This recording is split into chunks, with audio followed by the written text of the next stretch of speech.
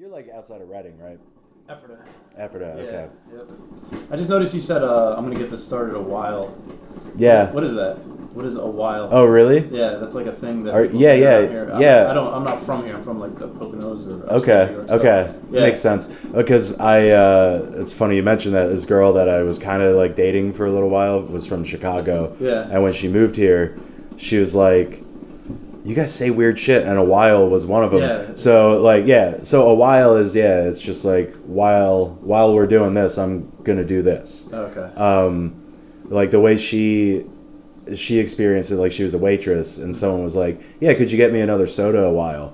And she didn't like do it and bring it back to the table right away. Like she thought it meant like, oh yeah, in a while I'm gonna want another soda, because I guess it is a very like Pennsylvania Dutch thing.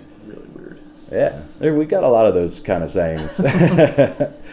And the accent, like the way I say certain words, people are, like my brother's girlfriend is from Jersey, and she laughs at us all the time. I think coffee, because we say coffee, not coffee. Coffee. Yeah. Coffee. Coffee. Coffee. I'm gonna go grab a cup of coffee. Yeah. No, I don't know. I think she says, and I looked it up. I think the pronunciation is like, it's like written out Kaa, so like ka, So I think it's supposed to be pronounced coffee, but I say coffee. Water's another one. Water, yeah. Well, my girlfriend makes fun of me for saying bagel, or I say when I say it in a sentence, I'm like, hey, I'm gonna go grab a bagel or bagel. Boy, she says like bagel. She says, I don't know how she or says bagel, because she says it like that. Oh yeah, the way you're supposed to say bagel. it. Bagel. Like you get a southern accent when you say it. Oh man, that's classic Joey. Classic Joey. I was just on the not recently, but I was on the Proper Ebonics with Kirk and Alan Massenberg. I got to get those guys on here too. Yeah. Yeah, and I didn't listen to it until the other day because somebody mentioned they heard it, so I listened to it and I was laughing. I was like laughing like at everything that everybody was saying. It was just me in the background. It's like, so I'm gonna try not to laugh. Like if you say something funny, I'm just gonna stare at you. Oh, so it'll be like every open mic ever. Yes. Awesome.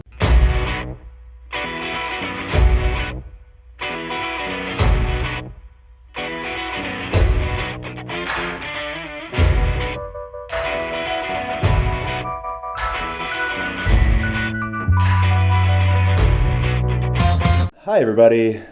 Welcome back to the Human Interaction Podcast. I'm your host, Andrew Hambone Hambleton. I have with me top stand-up comedian, Joey Tepedino. What's going on? How's it going, man? Good.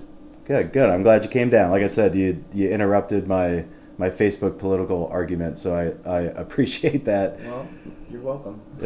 Yeah. I noticed that your house is like if I saw you in the streets, I would not imagine that your house looked like that. Like it's nice. It's really nice. Is that I don't know if that's a compliment it's like or not. Backhanded. It's a compliment. It's a compliment. Yeah. It's a compliment to the house. Kind of a little slap in the face to me. Yeah. Okay, I get it. It's the best. That's how I like all my compliments. Yeah. No. I've been here for like 2 years. It didn't look anything like this when I bought it. Yeah. I'm lucky my dad's a fucking genius when it comes to like he built all of these cabinets and everything. Like everything in here is custom. Oh yeah, they're nice cabinets. Yeah, and I was like, I was pretty much able to just design what I wanted my house to be, and he was able to make it work. So nice. It's So he built it and like you just watched him, or? Oh, I helped. Oh, okay. I helped it, but yeah, like I don't know. Like I tell people that like I renovated my house. They're like, oh, so you could like help me? I was like, well, I can hang a picture. I can do some small shit, but I can paint. I painted everything, but I didn't do any of like the actual hard labor. He did a lot of that and just basically like hand me that, or like I need you to hold this here while I do this. Like, all right, yeah. But I did. I'm sure if I had to, I could like recall what he did and like do again like some small shit, but not like replacing windows and shit like that. Yeah. I'm not mechanically inclined or anything. Like I can't even put windshield wipers on my car. I don't know if you could, I managed to do that. I struggled a little bit, but yeah. I think I've learned how to do it, but I had to watch. There was a girl who worked at Advanced Auto, and she had to come out and put them on for me. It was embarrassing. embarrassing. Nice. Yeah. Nice.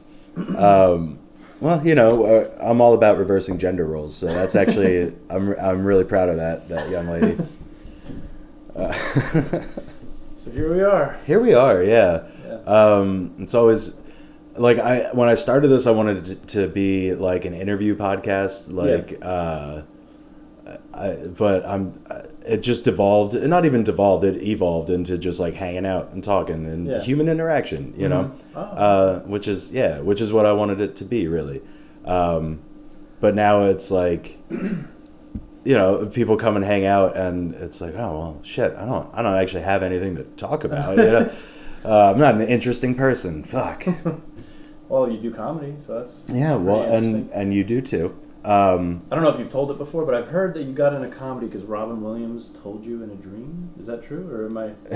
Where'd you hear that? Oh, I don't know. I think it was Jonathan Miles, actually. Oh, that makes sense. Is true? No, that's not at all true. Okay, sorry. I told the story in the first episode, but like I said, that night you were talking about that picture. That picture is from the night where I was just out of my mind on mushrooms. It was at Eyeball Comedy Festival. I thought I was dying. Like I accidentally ate like the equivalent of a quarter of mushrooms. So I was like out of my mind, and I was kind of panicking a little bit. And that night it was Sarah Silverman, Dave Attell, and Louis C.K. were the headliners. So it was like, the three of the best comedians out there. Yeah. And my friend basically was just like, no, like Sarah Silverman's on next. You love her. It's going to be okay. And she came out, and I calmed down and like had a great time. And then it was just kind of like, wow, like I've always wanted to do stand up, but if I could like do that for someone, like someone who's just even just having like a bad day and they get to come out and laugh at me, like that, I want to do that. That's what I want to do. Oh, and then, really cool. like 6 months later, I think I went to the lounge for the first time. I mean, I've taken acid and mushrooms and all that, and I can't imagine watching comedy while it felt like my brain like got loose out into the world, and I had to like go collect it like that. I can't imagine going to watch like a comedian and laughing. Yeah, well, that I don't remember anything that like they actually said. Okay. It was. I know I laughed a lot, but I distinctly remember looking at the ceiling a lot because it was swirling and like I was hallucinating hard. So. Yeah. I think I remember Sarah Silverman had a joke about being adopted, or about someone being adopted, or something like that. It was almost, that was like 5 years ago now. So that night, I don't remember much, and I'm sure I wasn't picking up on the jokes. I was just laughing a lot. Yeah. But in my brain, it was like, oh, the comedy is what did this, not the drug. The comedy is what made me feel better. Is that the first time you saw comedy live, or? No, not the first time I saw it live. It's the first time I saw it on mushrooms. Only time, only time on mushrooms. I've taken acid and seen comedy before, but not like a lot. I've done like a half hit and gone to a comedy show, which is actually a lot of fun. It's one of my favorite things to do, is just drop like half a hit of acid, maybe even like cut it down to a quarter, and then just go out on the town. Nice. Because you're not like hallucinating a ton, but you definitely feel good, and colors are brighter. You're just in a better mood, and you don't quite on like that small dose. You don't quite get like the mind fuck, where you're like paranoid about shit, and I remember I took acid and I was sitting on a bench in Florida, and cars were driving from one end, and it felt like my ear was opening up, and like the car would drive in, and then my ear would close, and then this ear would open up, and it'd come out the other side. So would close back up. Do you like, have you done acid a number of times, or just? I don't do anything right now besides like alcohol, maybe once in a while, and cigarettes. But this was years ago. I did it probably about 5 times within 2 weeks. Okay, so that's a good run. Yeah, it was a good run. Changed my life for the worst, forever. Okay. I was gonna say, have you noticed like any changes in like the pattern of thinking and stuff like that? It's not really the hyperbole, but right. But yeah, it's definitely, it changed everything about my life. It flipped everything upside down. Yeah. Inside out. You had that like. I was like, oh, God doesn't exist in the way that I think he does. Like everything about my life. You experienced ego death. Yeah. It was terrifying. Yeah. Well, it is when it happens, but then afterward, you're like, I've always felt like I was better coming out on the other side in some way, and I've done a number of hallucinogens too. So it's I've visited the land of the dead, my friend, and I was better for it. I felt that when I took ecstasy, like I felt one with the world and all that. Yeah. But that's just chemical. I know that's just chemicals, but like I felt amazing afterwards. It felt like I changed my life for the positive. But then acid was just like, what the fuck? I'm nothing. Like I'm just nothing and everything, and just I don't know. No, that's. I think it takes a certain. I don't want to say like intellect to be able to handle that, but just like a certain strength, like mental strength, to be able to experience those types of thoughts and then not just completely like lose your mind. You know, which. Maybe we all need to lose our mind a little bit. Who knows? Yeah. Well, I've heard people going crazy after they take it, and like I thought that was like an urban legend, but it's not. I could see you completely losing your mind for the rest of your life. I know people who kind of have. Yeah. And there's one guy he was friends with a friend that I knew in college, and he basically thought he committed suicide. He jumped off of a hotel in Philadelphia because people said that like the days before he was like saying like I think I can fly, like this is a simulation, like that kind of shit. Like he thought he was in the Matrix or something. Like again, I didn't know the guy that well, but like I had partied with him a bunch of times and hung out, like smoked blunts and shit like that, and like waxed philosophical with him. But he was. I think he was a pretty close friend of my friend actually. So, was he on acid when he killed himself, or was this an after? I don't know. I think it was an after effect. I think he broke. I think he had a psychotic break, and because of all the drugs that he had been doing. So, it definitely happens. It definitely happens to people, and it's sad, but. What are you gonna do? What are you gonna do? You gonna make it illegal? Jeez, gee whiz. But yeah, I don't know. I haven't had a good like drug episode, but what do you mean? Like just a good like talking about drugs, but I don't know if I really want to do that. So gotcha. I don't know if I want to be that rogie. I don't know if I want to go that Joe Rogan here. But yeah, I don't know. Have you been doing shows or anything recently?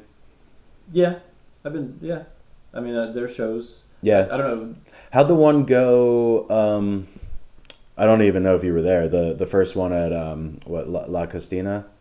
I wasn't there. No. Okay. I heard it was a great turnout, though. I mean, have you been to a mic there yet? No, I haven't. But I've heard they get they get decent turnout. Like the first one, didn't they call the cops or something because people were laughing too loud? It was like the third one. Yeah, they called the cops, and in the middle of I forget who was on stage, but the cops showed up with bulletproof vests, and I was like, "What the fuck?" Really? Yeah.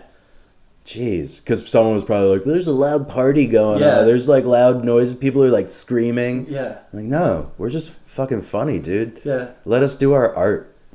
Get out of here, pig. Yeah, they walked in, and Kyle Neff brought them outside, and then he brought them back inside, and he just like stood in the corner all cool. So after they left, I was like, "What, Kyle? What the hell's going on?" He's like, "Seems like somebody called the cops. It was a noise complaint." Yeah.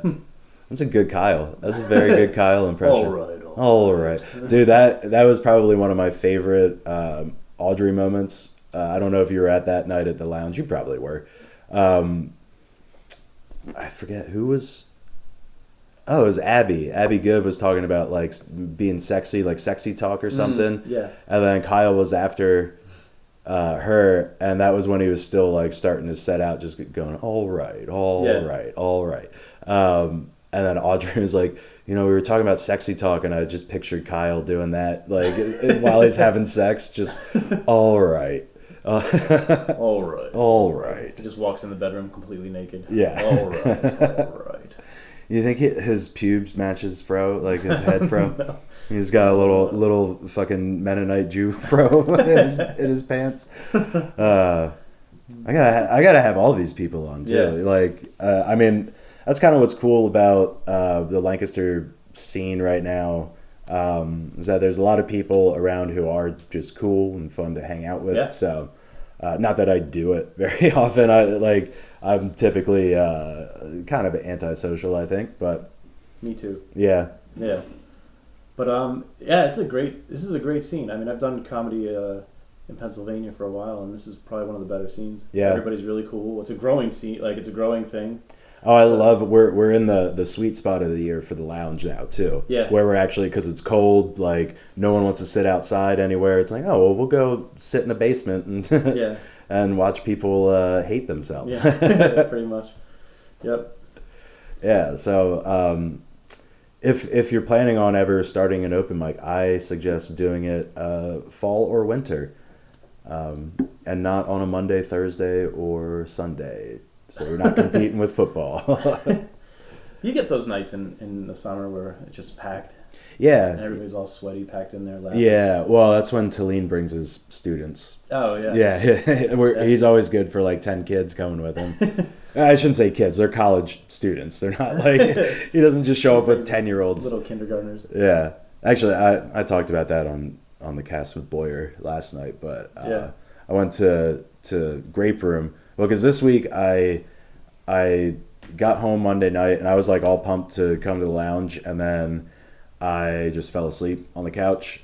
Woke up at like 10 o'clock. I was like, oh fuck. Like, I might, if it was a good night, I might be able to run over there and get a set in at the last minute, but Yeah. it's not worth it at this point. What's like your goal? What is your goal with comedy? Because I feel like if I miss a mic, I just imagine everybody else there like having a good I feel like I'm missing a workout. I feel like a loser. Like me personally, I just feel like No, I get that because I used to feel like that. Yeah. And then I don't know, like when I couldn't go, or like when I literally couldn't leave my house for a little while, and then I didn't have a license and stuff like that. It was like. This is a lot easier than like, and that's part of it is that I'm just lazy. Yeah. But yeah, it's when I was like really like pushing myself, it really takes a toll on you. Like I was getting like 2-3 hours of sleep a night. Like I gained a shit ton of weight since I started doing comedy, stuff like that. So it's just like at a certain point, it felt like more work than fun, and that's not why I was doing it. I never really. I mean, when you start doing it, of course, the first like the initial goal when you start doing comedy is like, oh, I'm gonna make an hour. I'm gonna get a special. I'm gonna be on Netflix or HBO, whatever. Yeah. That's always like the initial motivating factor is fame, but. I don't know that I really have a goal for it anymore. To be honest, like I think, like I love being on stage. I love doing comedy. Maybe I'll make it one day. Maybe I won't. But it's not. I don't want comedy to be who I am. Okay. You know what I mean? Like, because I definitely got to a point where it's just like, yeah, I'm a comedian. Yeah. That's all there is to know about me. I'm a comedian.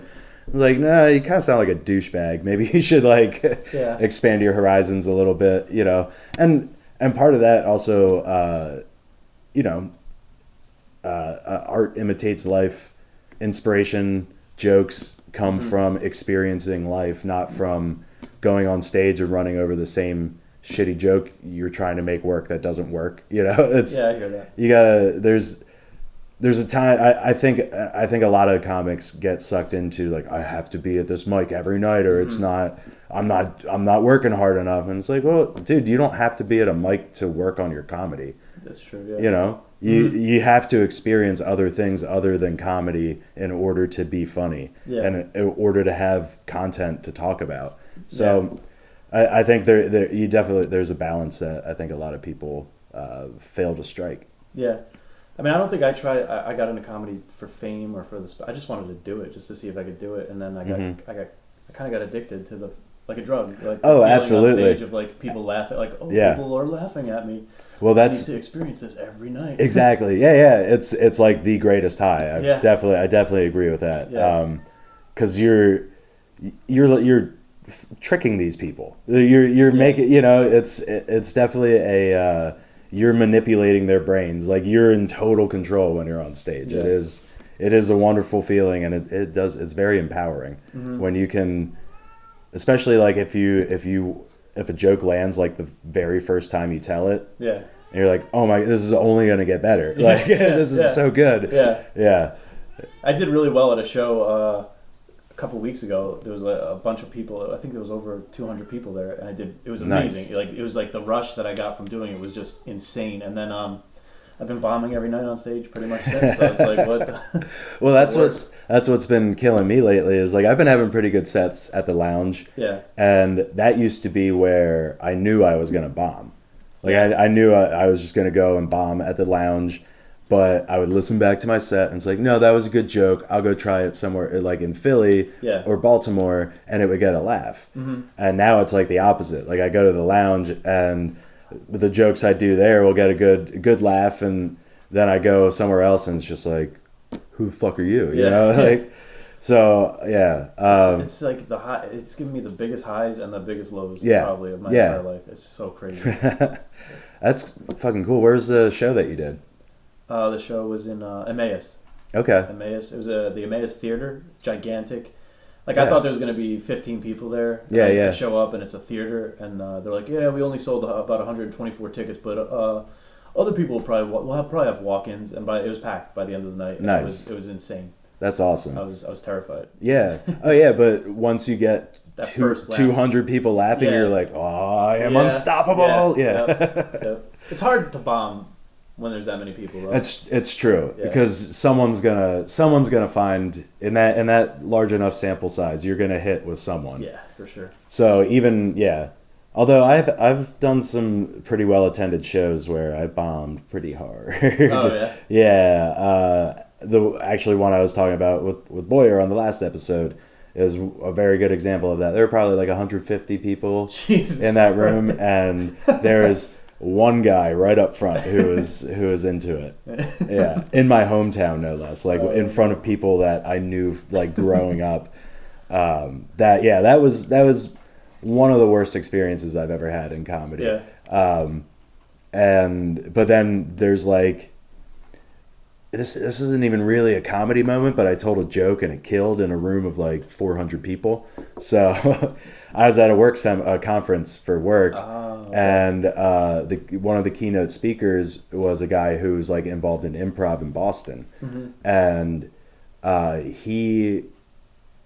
was like a little meet and greet, and I had of course read he's a comedian, and I actually booked myself on a show out there when I was on that when I was at that conference, and I was talking to him a little bit, like we chit-chatted, and then the next day he gave his speech, and the whole thing was about like storytelling, how to like, because it was a management conference, so it's like how to relate to your employees through like storytelling, or how to relate to other people through storytelling. Okay. And so he's like basically it's a rule of threes, very similar to comedy, and you should have you should be able to tell a story in 3 sentences, basically. So I did the bit, my rejection therapy bit, so he had people like stand up and volunteer then to like tell their story. Yeah. And so I did my rejection therapy bit, quick version, and it fucking killed. Literally like 400 people laughing. And then of course like people are like coming up to me afterward, and they're like, hey, you do comedy? That's really cool. And I'm like, no. No, it's not cool. I'm just an open micer. Leave me alone. Like I'm no one. I'm a nobody. I'm not worth your time. You don't have to come talk to me. Like, yeah. But that was like one of my greatest moments in comedy. It wasn't even like at a show. That's really cool, though. Yeah. And then I bombed at that show that I was on. I remember last year around this time I quit comedy for about a month and a half, and then my job had a work get together. Yeah. And they were playing bingo, and I got bingo. And Yeah. you know, and I yelled out Yahtzee, and everybody lost it, and I was just like, oh man, I miss this feeling. Yeah, exactly. I'm like, why did they laugh at that? But whatever. Yeah, you seem to have that reaction to a lot of your jokes, though. Like, why is that funny? I think it's a staple of your set, actually, is you questioning why people are laughing at your jokes. I don't know. I do open mics different than shows. Like open mics, I'm just collecting the jokes. You know what I mean? Like, okay, this works. It's worked 5 times. Okay, I'm gonna save this. This worked. This is like nobody ever fucking laughs at this or whatever. So you know, I just built a set around that. I don't think I've ever seen you do a show, actually. I think I've only ever seen you at open mics. So yeah, it's just mostly the collected stuff that usually works. Yeah, I mean, it doesn't always work, obviously. I'm not anybody. I'm still an open micer, but you know. I bombed in front of I bombed in front of like 80 people, just dead silence, staring at me. Ooh, yeah. And there was one guy I was just like, okay, you guys don't think this is funny? And this one old dude put up his hand and he gave the thumbs up, and then he went slowly like pointed it down. Dude, old people are the worst hecklers. Yeah. Old people are the worst hecklers. Yeah. Yeah, because they just don't give a shit. They're like, I was around for fucking Lenny Bruce. What's your worst heckle? Worst heckle. I don't know. Just people. Get these clown. I think it was an open mic and there was music. It was a mixed mic, and I think somebody said because the people were going crazy for the musicians, like it was like a late at night. Everybody was wasted, dancing around when the musicians were on, and they'd stop everything and they'd bring the comedians up. And it would just be dead silence. Everybody staring, and I think one guy was like, "Get these clowns off stage." Like he meant, I don't know. It was funny. It was like horrifying when I heard it. But he was like, "Get these clowns off stage." Or when are the clowns gonna be done? Yeah, or something like that. I mean, I don't know. I've never gotten a "you suck" yet, but I'm sure it'll happen. There's 2 that are tied for me as the worst heckles. One, Sam and Ethan used to run a mic at Stubby's back in the day. I don't know if you were around when that was going on. It was real, like, they just had a little speaker and a microphone, and we just set it up. You've been in Stubby's, right? No. Oh, okay. I've never been there. Well, we basically, it was an ambush. It was a bar ambush open mic. Yeah, I know what that is. So, I forget what was going on, but they actually had like a lot of patrons in the bar that night, and we're just doing this open mic, and I'm doing my usual, I don't get laid, blah, blah, blah, like I haven't been laid in so long, and this fucking beautiful, beautiful girl, like just stunningly beautiful girl walks by. She's going to the bathroom, and we were standing right next to the bathroom. Yeah. So I'm like, I haven't been laid in like 3 years, and she walks by and just goes, well, that sucks. And it just threw me off, and because of the way she said it, it was like, yeah, no shit. So that like really threw me off, and then like I fumbled through the rest of my set, and Sam even called it out. She's like, dude, your face got so red when she walked by. I'm like, yeah, because that's my kryptonite right there. A beautiful woman, that's my kryptonite. I'm useless when they're around. And then the second one, again, another attractive woman. This was in Philly at a show I was doing. I think she was one of the other comics' girlfriends. Yeah. I was actually doing a show for Ron Herron, and I did my baseball bit, where like fucking on the first date is like hitting a grand slam in the bottom of the ninth. Yeah. You know, you still haven't won the game, blah blah blah. And it didn't really go over well, and I wasn't bombing necessarily, but I wasn't doing well. You know, people were kind of chuckling here and there. Mm-hmm. And I told that joke, and she was right up front, and she just goes, "Find another metaphor." Like, God damn it! Like, that's great. Yeah, it's very constructive. Yeah. Very constructive feedback, but not when I want it. You know, not in the middle of my set. Yeah. That's better than "you suck." Yeah, it's true. I haven't ever gotten that. I've only gotten that from other comedians who are heckling me to be dicks. But I think aw is the worst. Like, aw. Yeah. I've gotten that a couple times. My least favorite is when I do say, like, I say something sad and it's just silent. Yeah. I was like, no, you're supposed to laugh at that. Yeah. You're supposed to empathize and feel my pain. Yeah. If you're not feeling my pain, we're gonna have a problem here. This is not gonna work. Yeah, those. It's always fun to think back on like the highest and lowest moments of anything. Like what was the greatest moment of your life, Joey? What was my entire life? Your entire life? Shit, I don't know. I don't. I'm glad you're trying to answer it there. Yeah. I wasn't being serious, but Okay. I'm glad you took it seriously, dude. I'm really thinking. Because I don't even know what mine is. But while you're thinking, I'll get some coffee. Okay. You pausing it?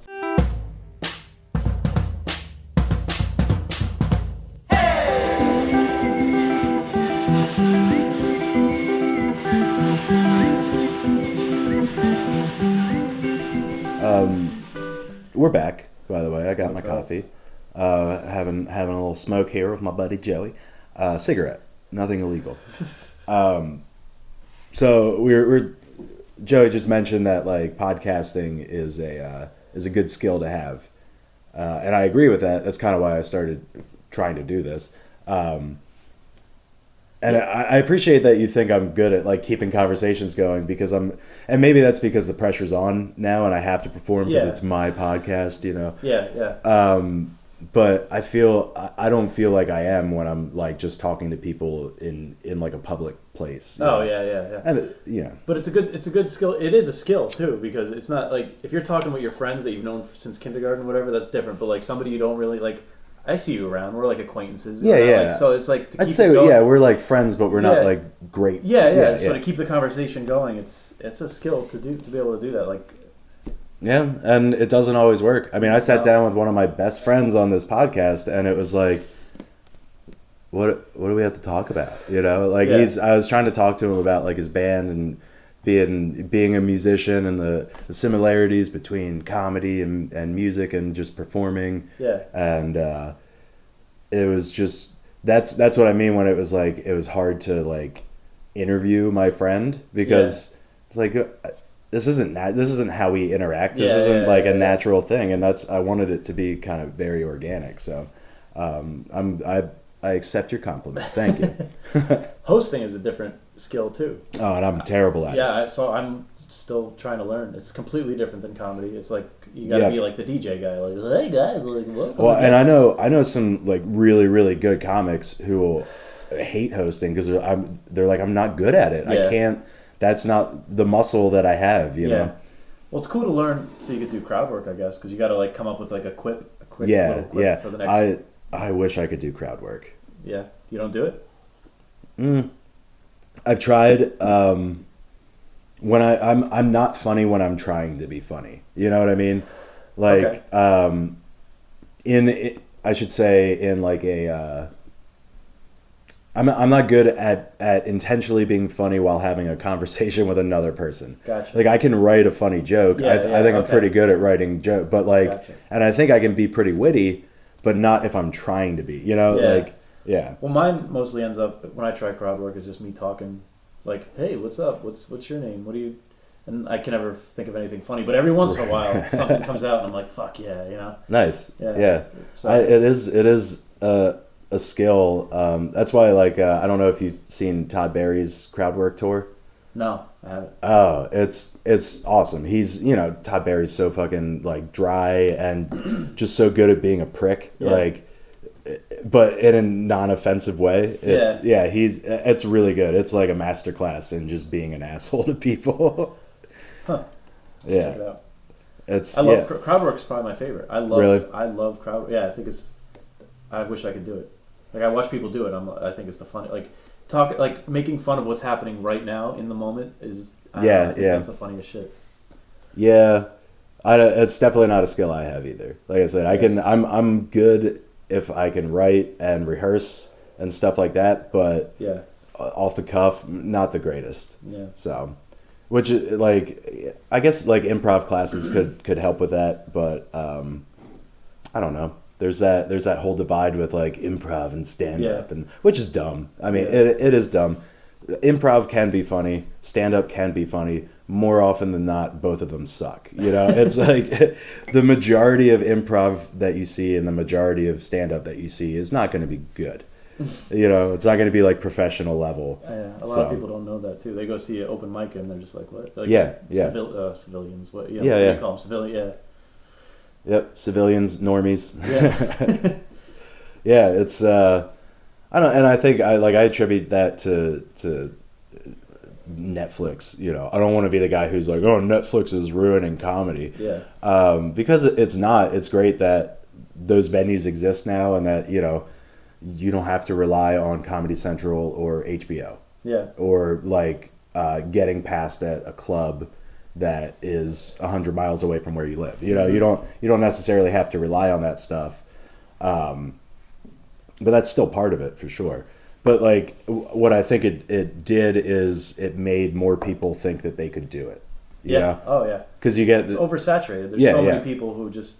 I'm like, why are you doing? Yeah, why? I feel like a dick, but like, yeah, me too. Yeah. Like, who am I to say that? But like, right. Yeah, but I don't know. Do you ever feel like an imposter when you like? If you can't do like, you can't do crowd work, or you can't like, I don't know. I feel like, why am I? If I can't be funny on the spot, then why am I doing? I don't know. I just feel like, but there are throughout history there have been people who are funny without doing those things. You know, it's just it's a skill that some people have and a lot of people don't. You know. Yeah.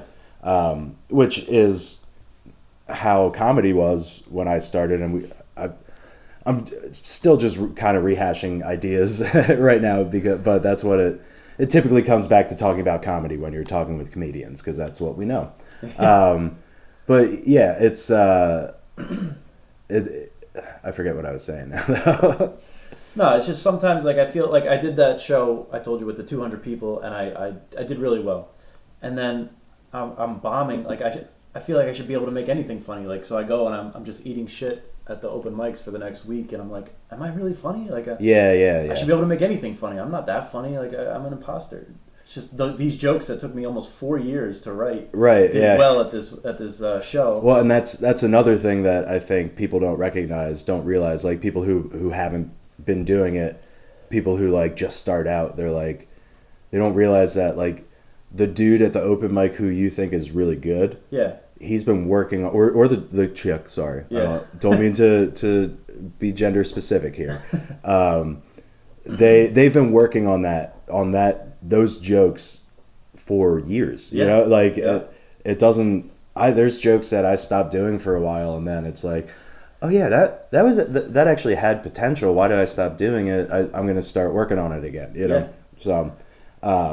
I think it just people underestimate how difficult it really is to like even be a solid open mic comedian. Yeah, it's and not difficult as in it's hard to like it's hard to get there, to like be in that sphere or whatever, but it's hard to be that good at the craft. You know what I mean? You know what I'm saying? It's consistently. It's not like it's hard to go put your name on a list. Yeah. But it's hard to put your name on a list and then people are like, oh, sweet. Yeah. You know? Which probably doesn't happen all that often for me, even at this point, you know? Yeah. And it's funny because if any of those people that at that show came to see me again, I only have those same jokes. Yeah. You know? Yeah. It's just... Oh, so like, do you have an album out? No. No, I don't have an album out. I've only been doing this for a couple years. Yeah. Oh, really? Yeah. It takes fucking 10 years for some people to even develop an hour, you know? Yep. How much time do you think you have? Solid. I could probably... I would need to practice, obviously, because I haven't been going to mics and stuff, but like, as far as proven jokes, I'd say I have 20. Yeah? Yeah. Oh, that's cool. Yeah.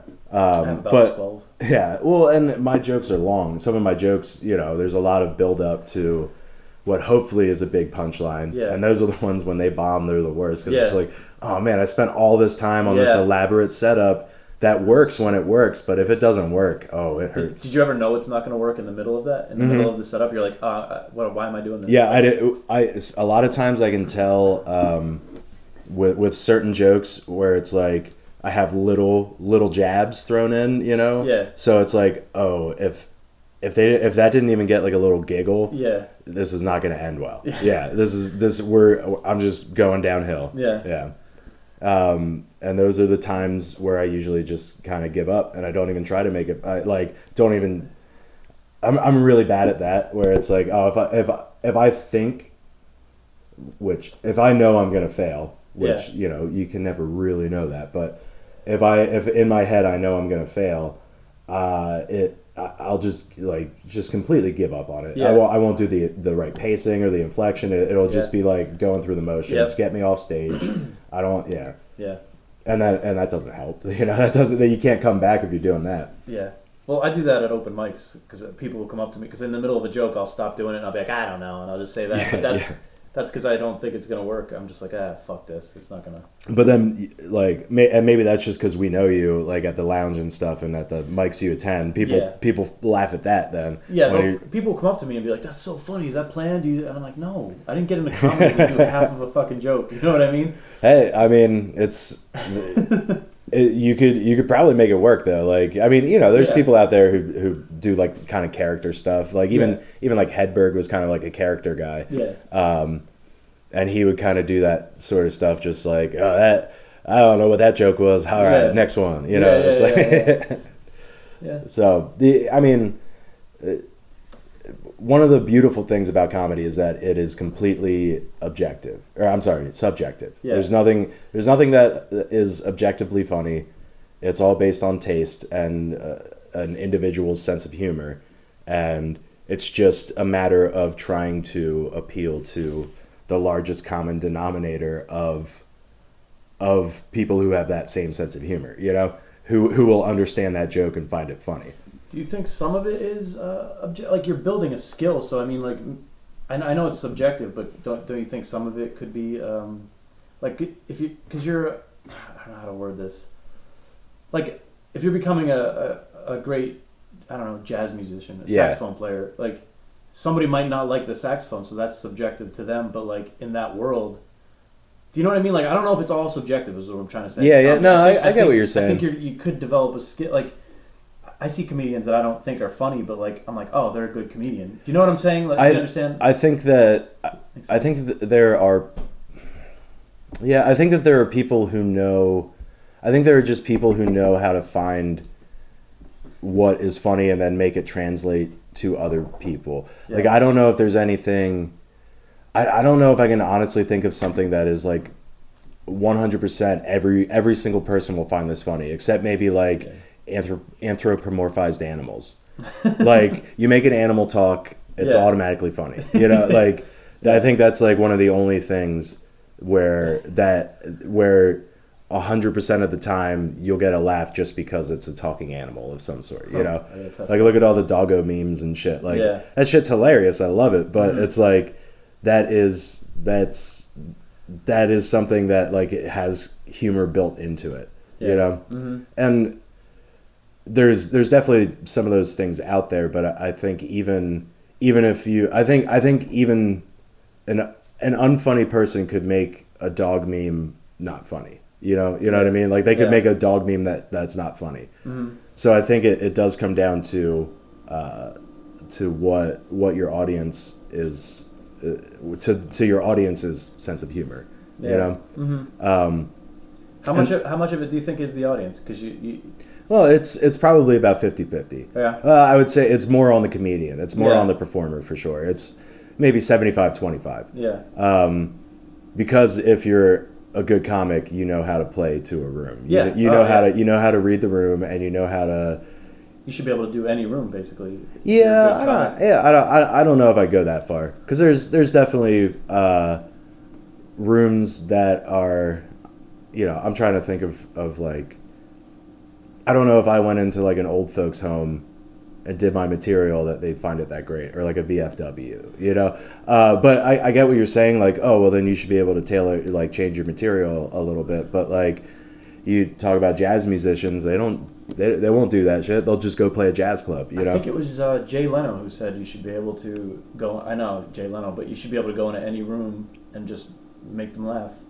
I don't know if I agree with it or not, but like I know what he's saying. Like if you're a professional comedian, that's what you do. Like you should be able to somehow know how to make it work. Yeah, be good at your job, basically. Basically. Yeah. And I understand that point of view, but I don't know if I agree with it either. Mm-hmm. Because Mitch Hedberg's not going to do that. He's going to go be Mitch Hedberg. Yeah, no exactly. matter where he goes. And that's and part of the difficult thing is finding your audience, you know, because you end up in so many different rooms and with people with different sensibilities and everything like that, and until you get to a certain point, people aren't going to travel to see you. People, you know, people aren't going to be like, oh yeah, this guy, I saw him in an open mic last week. I'm going to drive 20 miles to go see him do another open mic somewhere, you know. Well, I remember I did a show, and it was about 80 people there, and everybody was eating shit. Like, eating shit to the point where the audience was just staring, dead silence, one comic after another, another, and it was insane. Then the last guy went up, and he had a speech impediment. But and that's what got him. He was the headliner, and he destroyed for an hour straight. Destroyed, nonstop laughter, and it blew my mind. I was like, what am I doing wrong? Like, this is insane. Well, there are things like that. You know, I don't like dropping names necessarily and like calling people out or whatever. Mm-hmm. But there's a guy in Philly who has Tourette's. Yeah. And you know who I'm talking about. So, and he writes great jokes. Like he's a funny dude. Yeah. Absolutely. He's a good comic, but he has an added advantage of having Tourette's. Like, and I don't mean to say that like, oh, you know, fuck that guy. He got it made or whatever. But it is an advantage because it is funny to him be in the middle of a joke and just go, oh, fucking shit. Like, it's like, that's funny because swear words are funny. You know, it's. I've never seen him. Is he? Oh, he's hilarious. He's a really good writer. Yeah. He writes really good jokes. Yeah. I've heard about him. I never. Yeah, and he delivers them well, and you know like I said, the Tourette's is just kind of like an added bonus to the set. So it's legit. He really does have Tourette's. Oh yeah. Because I've spoken with him off stage a little wild. bit. Yeah. Oh shit. But yeah, it's that's one of those things where it's like he could probably have an off night as far as like telling his jokes, but just because at some point he's gonna have his tick's gonna kick in, and he's gonna just say some really bad words. Like people are gonna laugh even if it's just out of like feeling uncomfortable, you know. Yeah. So, which it's still a laugh, you know. Yeah. You know, I wouldn't go about like building an entire set off of just making people uncomfortable, but at times it can be a useful tool, you know. Yeah, for sure. Yeah. Did you ever do that story slam over at Zotropolis? Did No, you ever do any story no, I haven't done. I saw you won, didn't you? No, you just did one. I did one, yeah. My friend wanted to. I went to one in Harrisburg. I went to the Harrisburg Untitled or whatever, Untitled Harrisburg, because my friend was thinking about signing up for it, so I went with her. And it seemed interesting, and I feel like I could probably do all right at one. Yeah. But I don't know.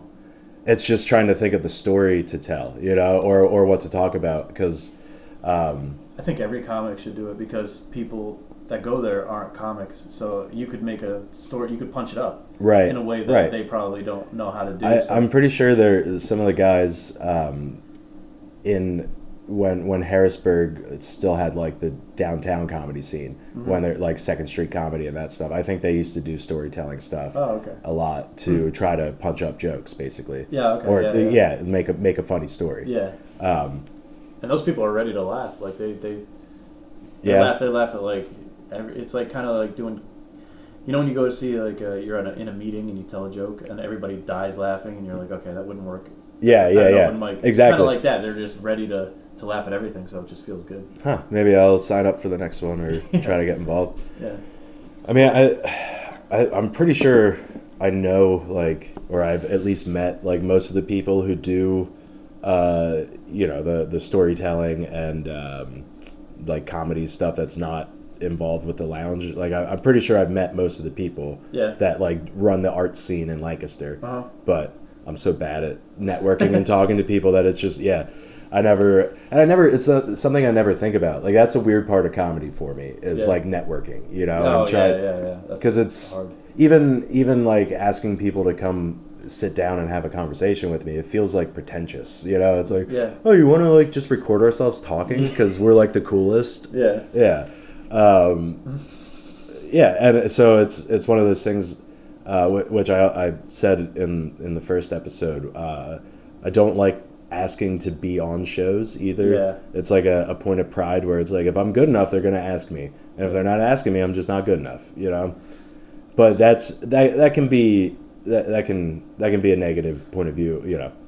Yeah, I admire people who could do that because I can't do that. I feel, like you said, I feel pretentious asking to be on a show. Mm-hmm. I have definitely done it, but it just feels weird. I don't know. Yeah. Now, if it's one of my friends, I usually don't have that much of a problem with it. But yeah, if it's someone who I just kind of know through the grapevine or through being at open mics in other cities and shit like that, it's just like, why would, first of all, it's like, who am I? And then second of all, why would they even bother? Because there's so much talent, like, you know, thinking of like Philly and stuff like that. There's so many other comedians out there who don't have to drive an hour and a half to get there, and like, you know, and who they're at every single open mic, and they're putting in the work and they're putting in the time. I get all that. I get it, but you don't have to be in an open mic to work on your comedy. You have to be there to see if it works, but to really build a set, you don't need to be. You can practice a set in front of a mirror and then go do it at an open mic, and if it doesn't work, you go back in front of the mirror. You know, that's how I used to write. Actually, it was in front of the mirror. Yeah.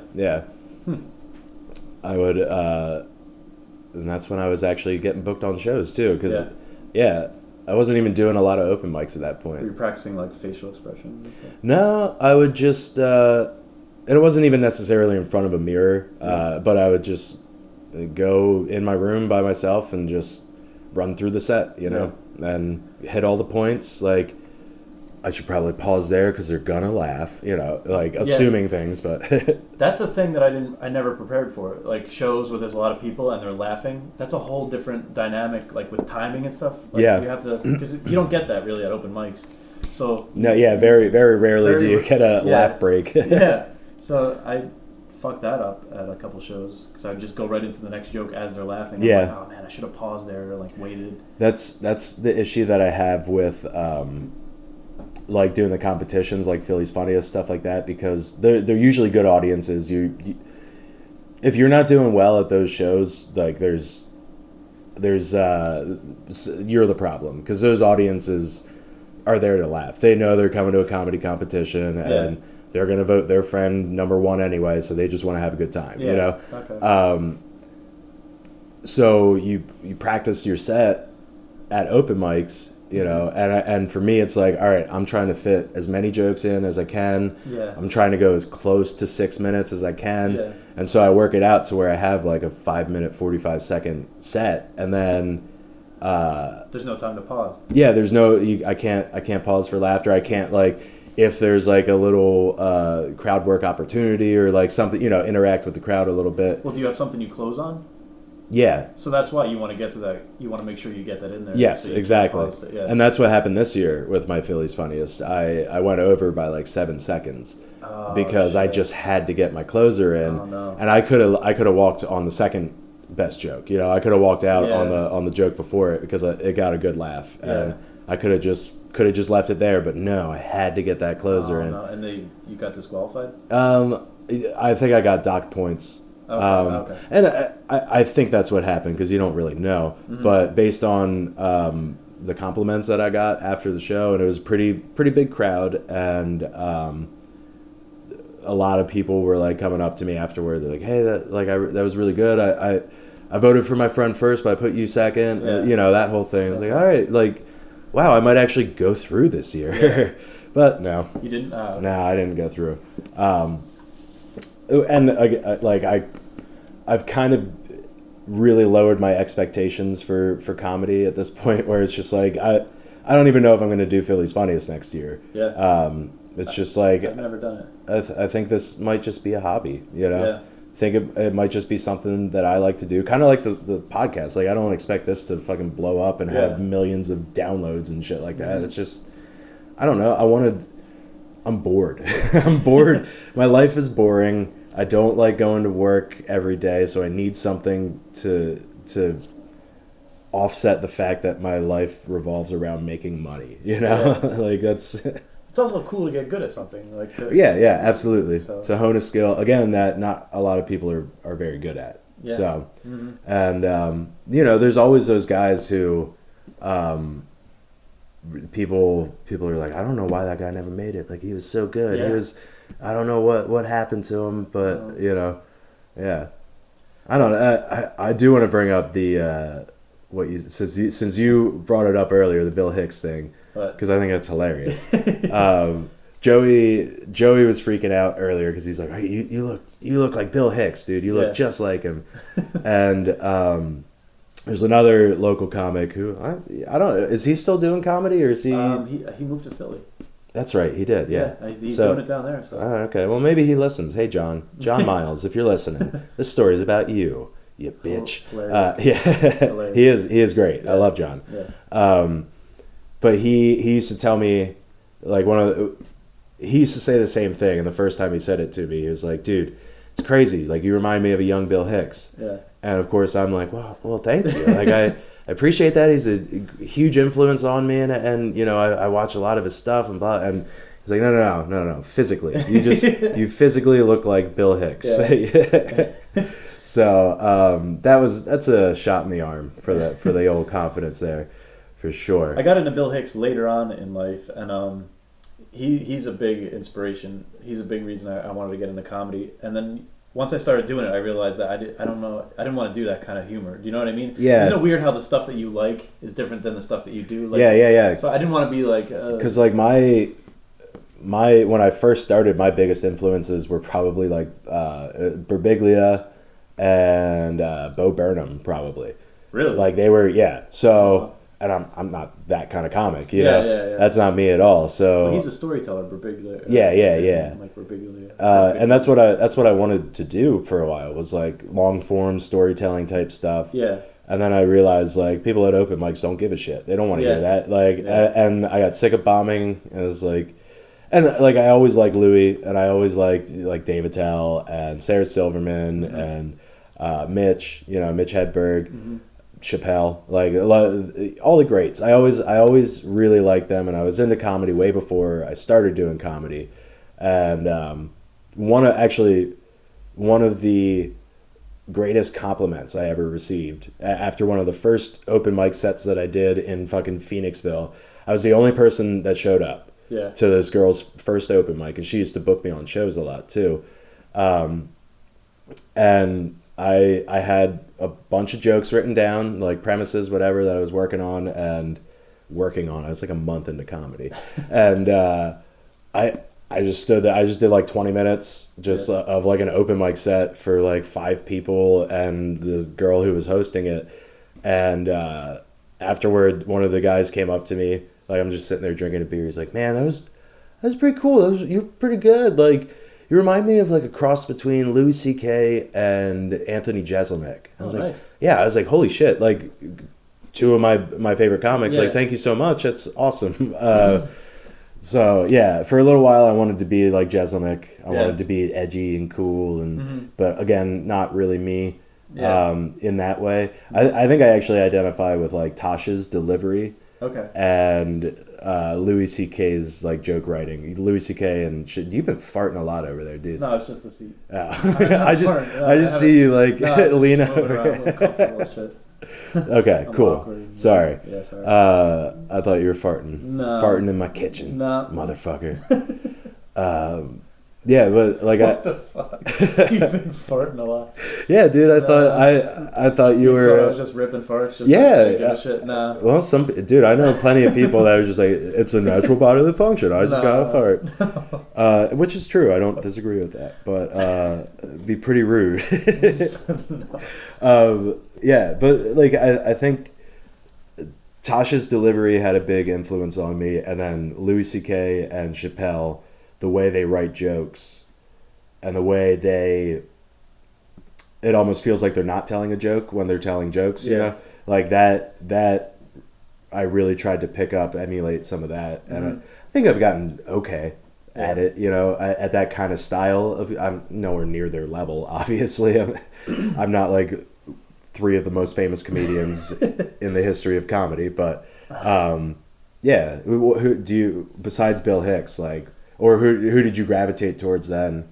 I mean, when I was younger, coming up, it was more like the anti-comics. It was like Andy Kaufman. I was a big Tom Green guy. Sacha Baron Cohen. I loved all those like like going out and just like crazy. Eric Andre type stuff. Yeah, he was later. Yeah. But that kind of stuff, I still love that kind of stuff. But right. And I used to do that when I was younger, like in school, and you know.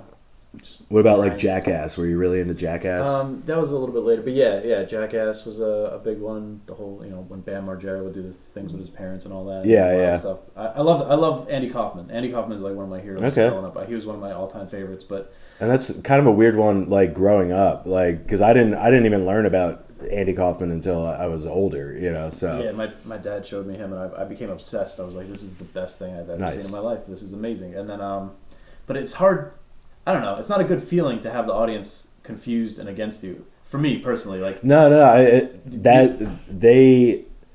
and Tom Green and you know the guys on Jackass and who's the other one you mentioned? Not Andy Kaufman. Sacha Baron Cohen. Yeah, like they had they were on camera. You know, they weren't in front of like a live audience, and they were on camera and they were setting this prank up or whatever you want to call it. You know, they were doing this stunt, and they didn't have to necessarily. The whole point was just to get on camera the interaction between like this small group of people.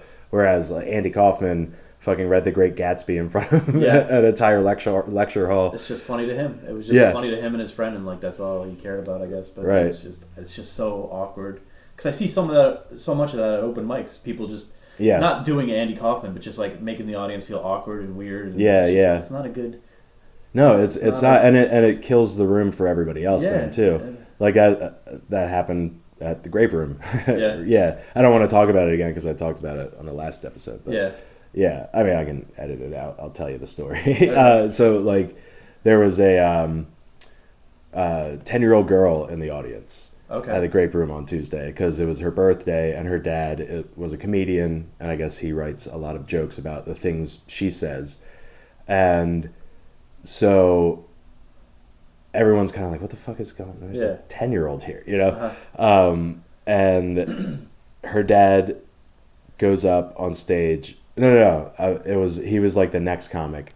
So they come in, sit down, and guy comes up on stage, and his first joke is a rape joke. Yeah. And it's just like, really, dude? And then he's doing the whole thing like, I'm not just going to tone it down because there's a 10-year-old in the audience. Like, maybe you should.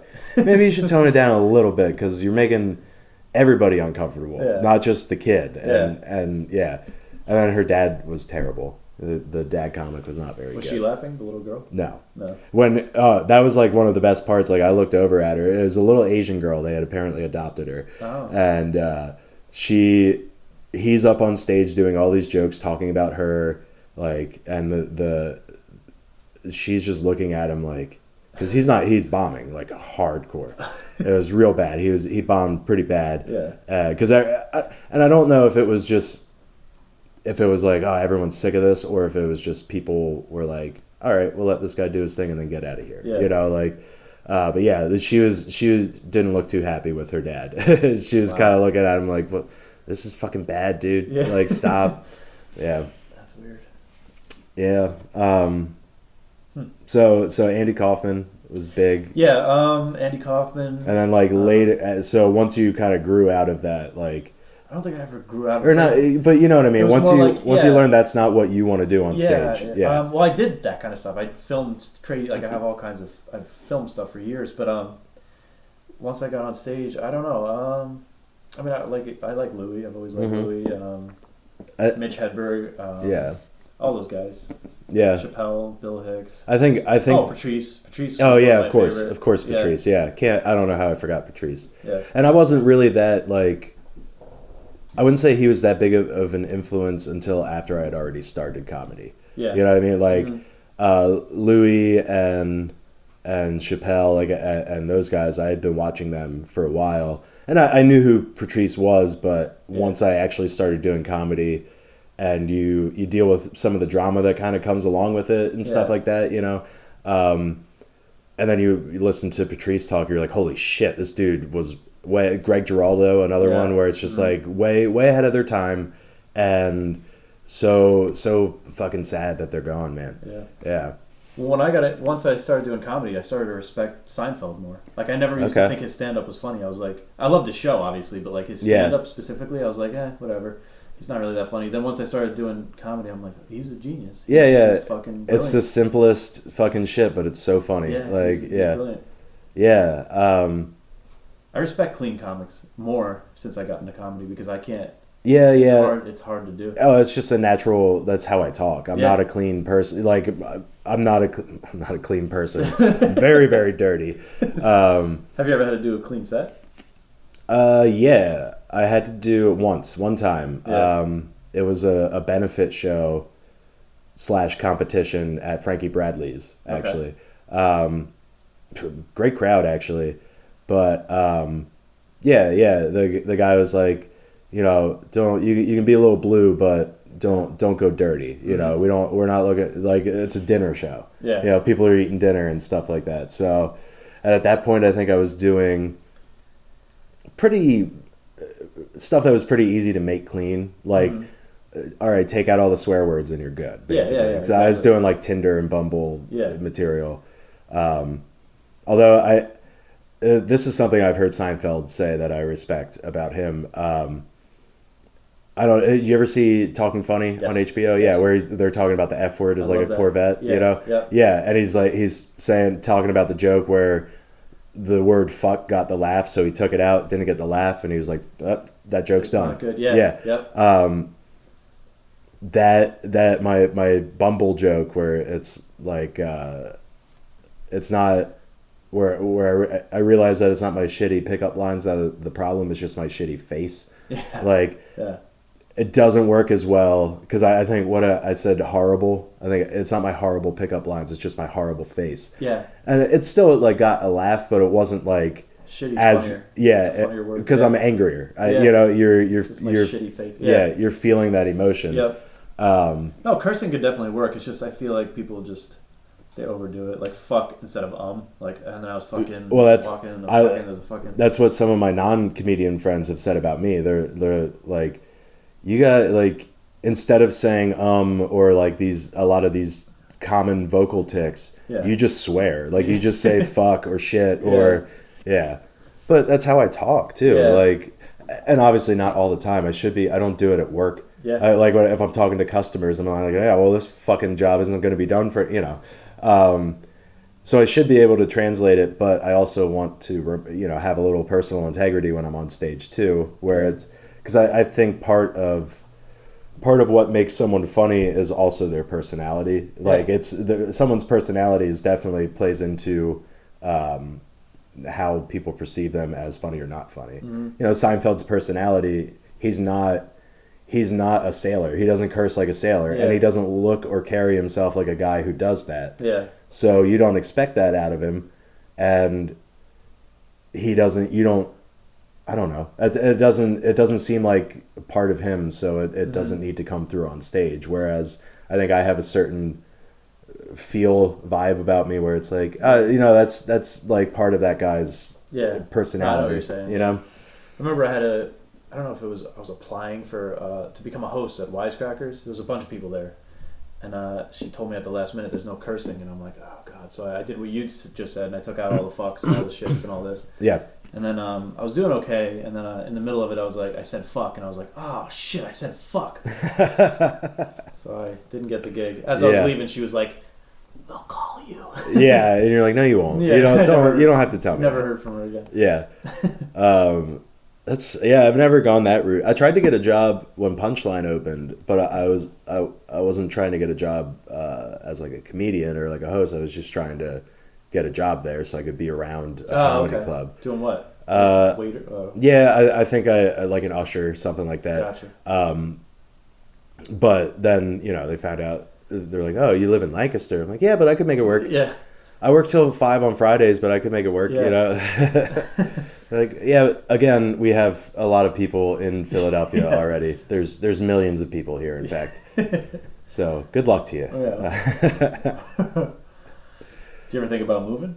I've, To like really do it? I've thought about moving a lot. And then I bought the house, which some people have been like, well, that was a bad decision. I'm like, well, no, because if I move, I can just rent this out Yeah. for, 2.5 times my mortgage, and it's still a well-priced fucking house. So, yeah, it's still a well-priced rental if I go 2.5 times my mortgage. So that wouldn't be. I could do that. Part of it is just it's like, do I want to do that and then fail? I'm definitely afraid of failure. Yeah. I'm not afraid of failure. It's just, well, I am afraid of failure, but it's just money. Yeah, exactly. I wouldn't be able to move. I did it once. I moved to LA when I was 19, and did not go well for me. Yeah. I don't. If it weren't for having like 2 really awesome roommates, and then parents that were willing to let me come home, I probably would have ended up on the street. Jesus. To be honest, yeah. A lot of there's still a lot of people out there. Yeah. New York too. Yep. Lancaster. It happens everywhere, man. And that's part of what that fucking political discussion is like. I feel like that's like something people ignore about like it's like, well, that doesn't happen to me, so I don't think we really need to do anything about it. Well, Yeah. I have that attitude about some things, but not that, not like the well-being of another human being. Yeah. Like we could easily build places for these people to live. we could do it. Yeah. That's a whole other discussion because I don't know if I agree 100% with you, but I agree. I agree with you, but it's just hard to. No, I know. Because you got it. Because like if you give somebody who doesn't know about money like $10,000, right, they'll probably right. be broke at the end of the month. You know what I mean? Yeah. Not everybody. Well, A lot of people need help. Look at like Help, but yeah. it's hard to. No, I mean you can look at like as the tradition goes, like rappers and athletes that make all this money and then they stop doing what they're doing, and in 2 years they're bankrupt. And it's like, how do you go bankrupt? You had $50 million, dude. Yeah. You made $50 million in 5 years, Yeah. and then 2 years later you're bankrupt? Are you fucking kidding me? How do you do that? Yeah. Because I'm bad with money, but I think I could live the rest of my life with $50 million. For sure. And then still be pretty bad with money, and still be able to manage with that. Yeah. I already had like a 2-hour long politics episode. I don't think I need to do any of those anytime soon. But I mean, we're sitting at an hour 12, so Cool. Yeah, we can wrap it up. Thanks for coming and hanging out. Yeah, man. I enjoyed it. Cool. Yeah, Enjoyed it thoroughly. Good time. Yeah. Yeah, we'll have to like actually hang out at like open mics or just in person some other time. Like In real life. Yeah, that's all. Yeah, without the pretense of a fucking podcast. Again, that's a weird thing to just be like, hey, Yeah. I do this thing where I record myself talking to other people, and like 15 people listen to it. So you wanna, yeah. That's a lot. 15 for something you just started. Yeah, it's weird. Now, like I'll upload the episode, and within like 5 minutes, it's got 9 downloads every time. Oh damn. Yeah, and I'm like, holy shit. People probably like I have friends who I know listen to it. Yeah. And they probably just have shit set to like download right away, Oh, okay. But I think the first 3 episodes have hit like 90 downloads, something like that. It's not great, but I try not to pay attention to it too much either, because it's like, why am I doing this? It's kind of like what you said about like what's your goal with comedy, whatever. Yeah. Like why do I care about the how many people are listening to it or whatever? Like am I really, like I said why I want to do it. Is that really why I want to do it, or do I really just want people to pay attention to me? It's one of those things. Yeah. And are you ready? Like, if let's say tomorrow you looked at it and there's 1 million downloads, are you ready for that? Do you think you're prepared? Like, I've had that experience already. Kind of. Like I have like 600 followers on Twitter, and the majority of those came because Mike Birbiglia retweeted me one time. Oh damn. Yeah, it was Do you know his material? Like, do you know his jokes? Do you know Joey Bag of Donuts? Like that whole bit? Not really. No. Okay. Well, what would you say?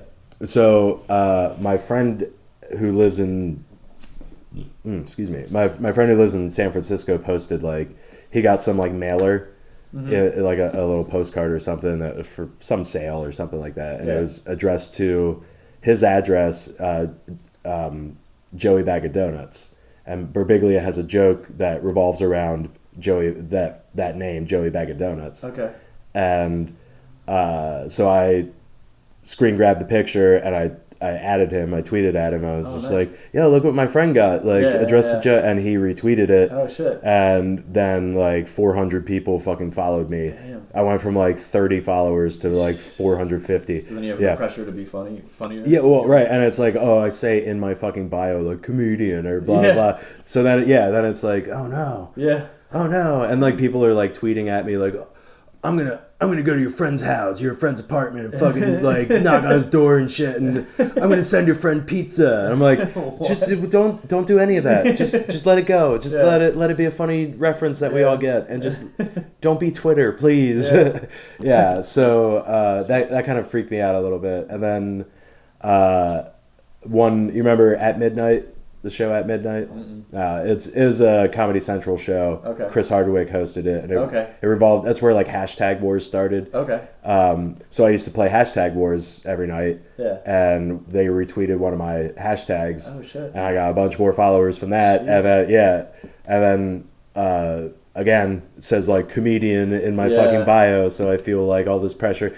And I was doing like really weird tweets at that point. Like I was like real emotional and like between like being super depressing, really like inspirational, and like writing like Twitter poems and shit like that. Like Did you delete them all and write funny stuff? No, I left it all up. Yeah. And I had this thing for a little while where I was like obsessed with like tweeting at famous comedians too. Like when Louis C.K. still had a Twitter account, I would like tweet at him like, "Oh, I can't wait to watch your special on HBO, dude. It's gonna be so good." And like, and you know, I was that guy at one point, and it's embarrassing. That's one of those moments where you know you think back to like 4th grade when you farted too loud in English class and the cute girl laughed at you. I think about that shit too, where it's go back a couple years, it's like, oh my god, I was such a fucking douche.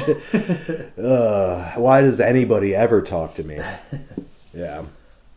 Well, thanks for coming again. Thanks for having me on, man. Yeah. This has been Human Interaction. I'm your host, Andrew Hamilton. That's my guest, Joey Tepedino, and I'll talk to you next time.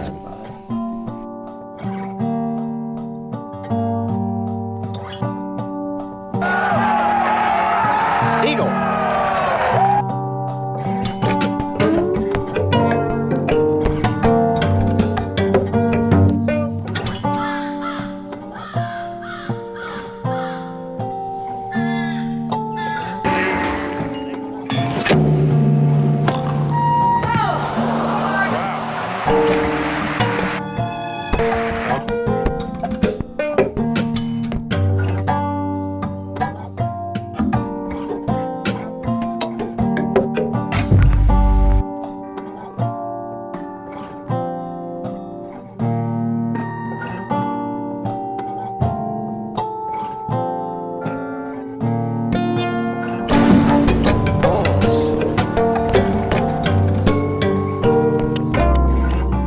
Good luck.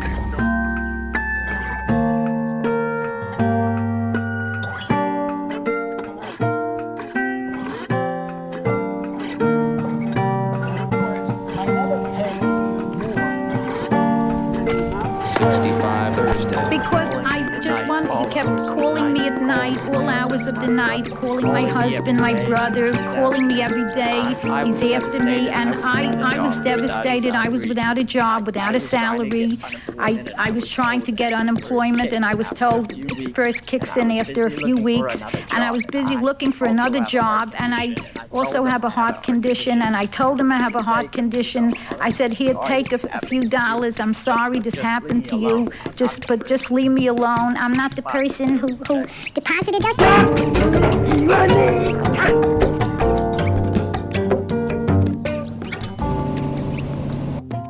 Myself, a